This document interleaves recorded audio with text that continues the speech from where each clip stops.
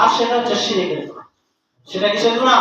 শিরকের গুনাহ। কোন বান্দা যদি শিরক করে ফেলে, শিরক দুই প্রকার, একটা হচ্ছে ছোট শিরক আর একটা হচ্ছে বড় শিরক। ছোট শিরক যেরকম আমি নামাজ পড়তেছি, এখন যদি আমার একজন আত্মীয় চলে আসলো বা আমি নামাজ পড়তেছি, একজন মানুষ চলে আসলো, তখন আমার মনের ভিতরে যদি এরকম একটা ধ্যান ধারণা তৈরি হয়ে যায় যে ওই ব্যক্তিটা আমার নামাজটা দেখতেছে, আগের চাইতে এখন নামাজটা একটু সুন্দর করা দরকার। কি বলে? বেওয়াইরে নিয়ে দুই বেওয়াই নামাজের জন্য দাঁড়াইছে, এক বেওয়াইতে কেরাত পড়া শুরু করছে, আরেক বেওয়াই নামাজ শেষ করে বসে রয়েছে, তার নামাজ আর শেষ না। ওই বেওয়াই মনে মনে বলে, আই রে আমার বেওয়াই তো পাক্কা নামাজ, দোকানে বসে দুই বেওয়াই চা খাইতেছে, গল্প ভাই রে আমার বেওয়াই তো মনে করে যে সেই নামাজে একটু ফুটতা নামাজ। কি নামাজি?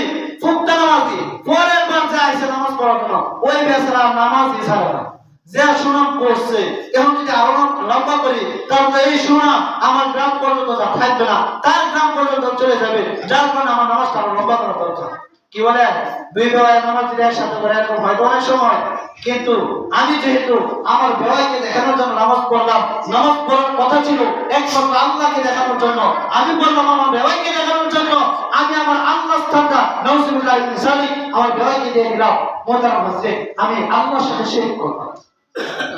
আমি নামাজের মাধ্যমে আমার জান্নাত পাওয়ার কথা, আমি নামাজের মাধ্যমে আমার জাহান্নাম থেকে বাঁচার কথা, কিন্তু আমি আমার এই নামাজের মাধ্যমে আমি জান্নাতকে বন্ধ করে দিলাম, আমার জাহান্নামের রাস্তা খুলে দিলাম আমার নামাজের মাধ্যমে।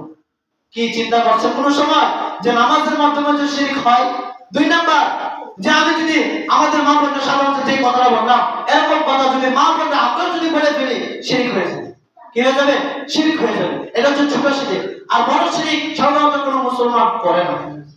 বড় শিরক হচ্ছে সরাসরি মূর্তি পূজা করা, এটা তো আমরা করি না। কি বলে? আমরা করি না? না, করি না। আল্লাহ তাআলা আমাদের সকলকে এই শিরক থেকে হেফাজত রেখেছেন। আল্লাহ তাআলা আমাদের সকলকে ছোট শিরক থেকে হেফাজত করুন, সবাই বলে আমিন।